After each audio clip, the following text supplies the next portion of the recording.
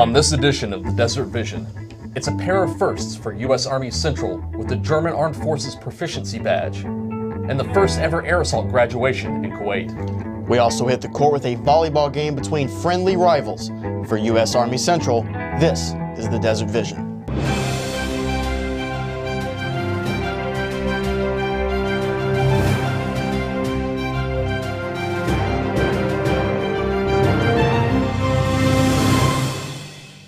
Welcome to this edition of the Desert Vision. I'm Sergeant David Graves.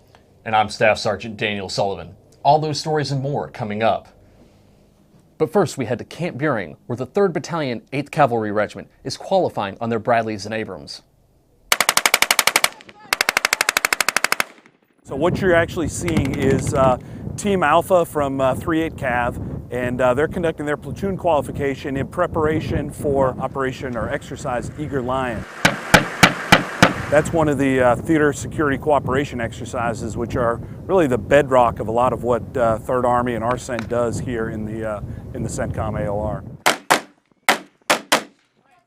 The first part of this is just developing proficiency, but most importantly, it's confidence in our soldiers, it's confidence in their leaders, confidence in their equipment. Most importantly is they understand what the soldier next to them is going to do and what their leader's asking them to do. We're going to get set on our firing line. It's called phase line B. We're going to get set in the battle positions. From there, we're going to call up an indirect fire mission. Then we're going to engage enemies on the defense with the machine guns. Then from there, it'll be main gun weapon status tight, which means we can shoot once we positively identify enemy targets.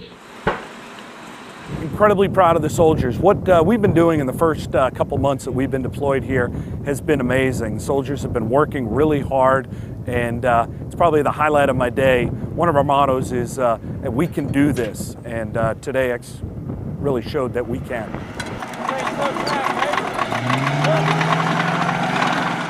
With this training complete, these soldiers are ready for Exercise Eager Lion, which is conducted with the Jordan Armed Forces and other partner nations.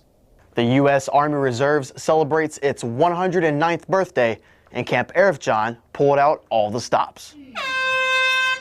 Soldiers celebrated the milestone with a 5K run, a cake-cutting ceremony, and a mass re-enlistment conducted by Brigadier General Stephen Hager.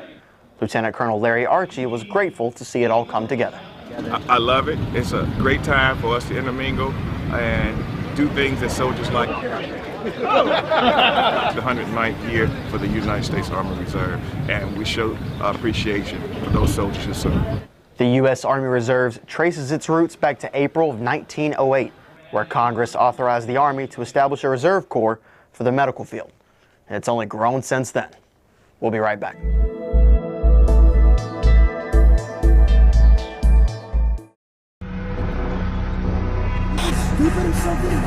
I can't do this anymore. I can't do us. What's wrong with you? It's not anyone. You are dealing with pain, anger, a heaviness. It feels like there is no way out. It seems like you are in this by yourself, battling alone. But you are part of one Army family, shoulder to shoulder with a community there to get you through these hard times. There is no shame, no guilt in seeking out help. So if you are struggling, feeling depressed, or even having thoughts of suicide, it is time to talk to someone. Your Army family is committed to finding you the strength and hope you need to rebound from adversity. Because, above all else, our most essential resource is you.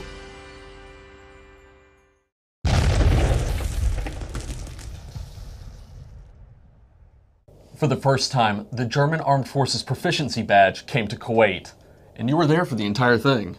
That's right. That's pretty cool. Why don't you tell us a little bit about it?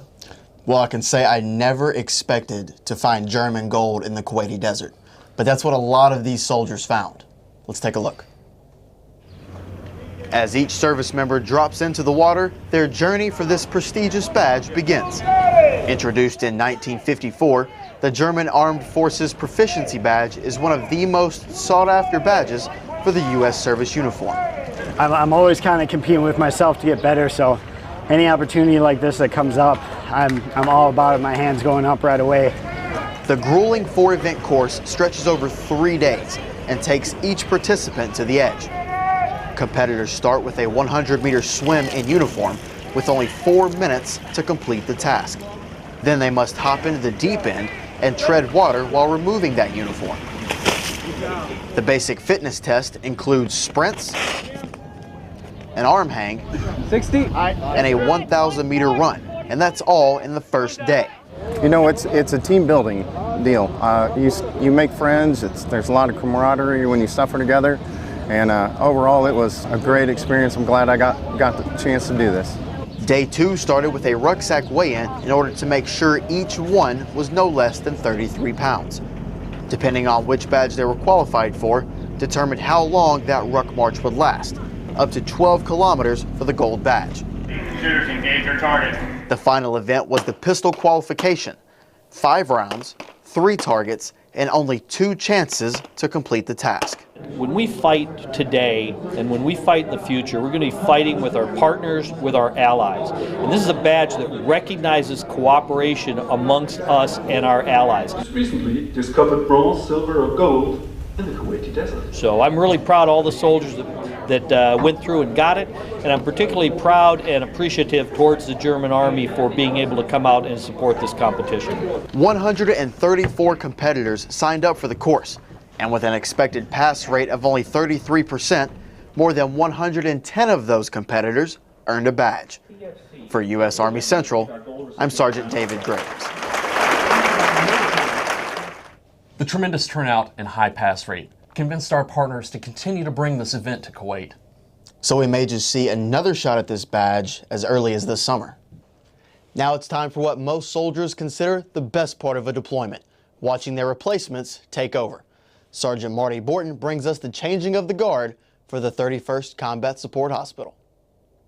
The 31st Combat Support Hospital, or CASH, transferred its authority to the 86th CASH during the transfer of authority ceremony at Camp Arifjan, Kuwait. The outgoing medical team of the 31st CASH is comprised of the 98th Combat Stress Control, 172nd Preventative Medical Detachment, and the 256th Dental Detachment, who have supported the United States Military Hospital Kuwait at Camp Arifjan for the past 9 months. So our team here has done an outstanding job, exemplary level of achievement, and they've done it amidst a lot of change. Every soldier, NCO, and officer performed extremely well. I am rightfully proud of every one of them. The incoming 86th CASH consists of the 254th Combat Stress Control, 673rd Dental Company, and the 485th Preventative Medical Detachment. The team assumes responsibility of the U.S. Military Hospital, which is the center of care and support of medical readiness for the troops located in U.S. Army Central's area of responsibility. Colonel Savinsky and Command Sergeant Major Forsyth lead a phenomenal team with 86 CAS out on camp. They're going to do a tremendous job.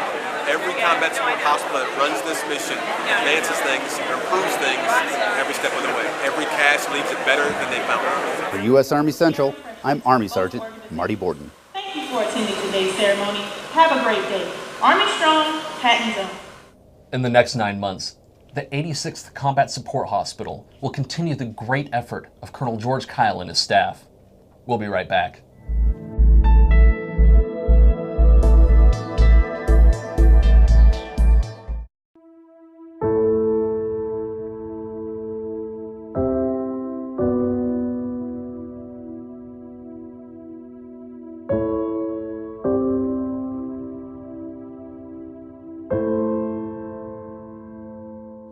I was a witness to sexual assault. I was a witness to a sexual assault. I was a witness. I was a witness. I was a witness to a sexual assault. My battle buddy was harassed. I will not let fear hold me back. I refuse to stay quiet. I will not let offenders escape justice. I am speaking up. I am speaking up. I am taking a stand. I'm a survivor of sexual assault.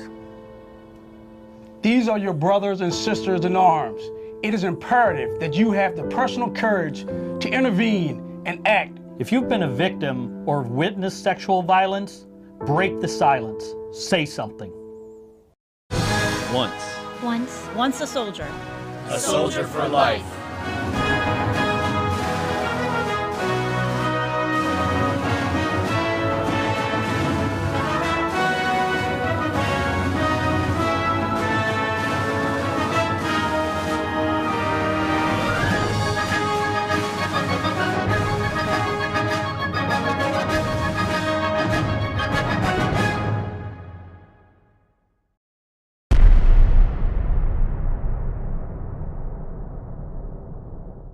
After 12 days in the Kuwaiti sun, air assault candidates finally graduate and get the honor of pinning their wings.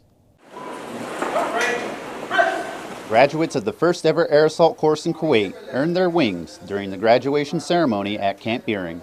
The course put them through many challenges, an obstacle course, multiple written and practical tests, and enduring foot marches. The third phase is focused on rappelling. Air assault definitely gives you a learning experience, and it's a challenging activity that you can adjust to your lifestyle.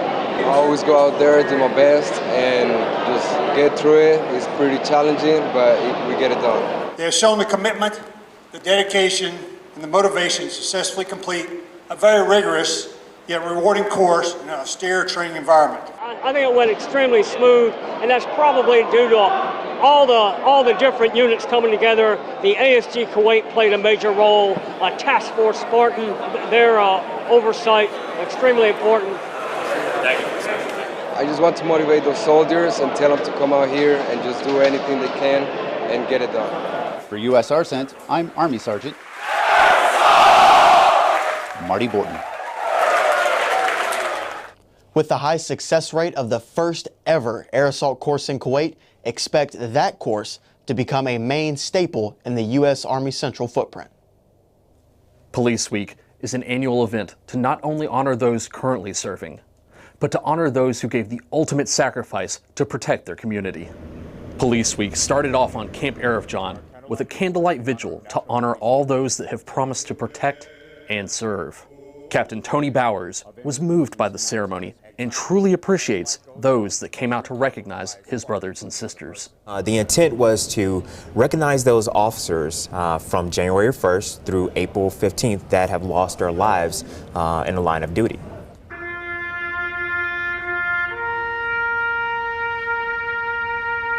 It is very important that we do that. You know, not a lot of people know the sacrifices that the law enforcement officers make throughout the day. The Police Week event also included a 5K race, a special memorial dinner, and worked in conjunction with events back in the States. We'll be back right after this.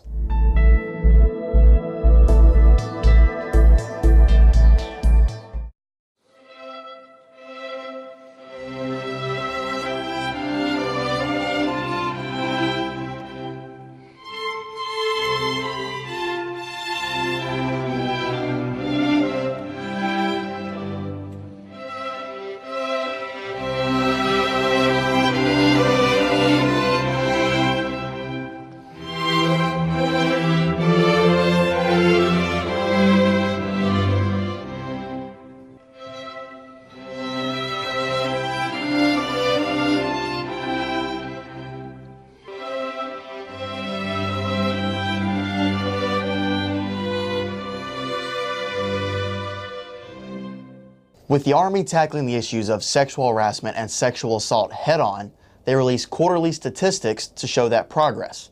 Sergeant Matthew Kuzar joins us with those stats. In spite of some misleading and inaccurate public perceptions, soldiers believe engaged commanders are the solution to combating sexual assault and harassment in the military. The Army continues to improve support to both sexual assault victims and for those who experience retaliation for reporting. U.S. Army Central thoroughly and professionally investigates allegations of sexual assault and harassment, provides robust services to victims, ensures the process is fair for all involved, and affords due process to those accused of misconduct, takes appropriate action, and enforces accountability.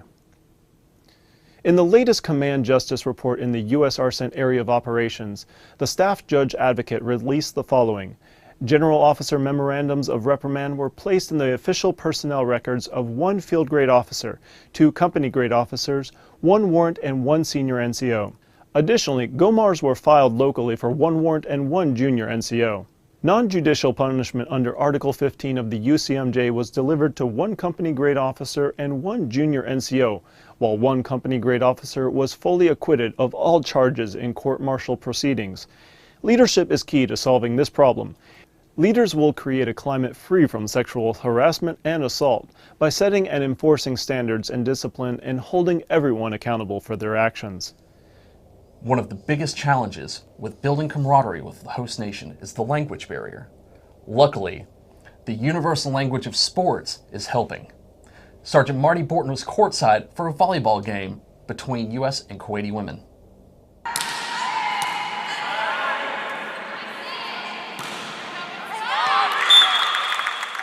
Today there is a volleyball game between the U.S. Army ladies team and the Kuwaiti team.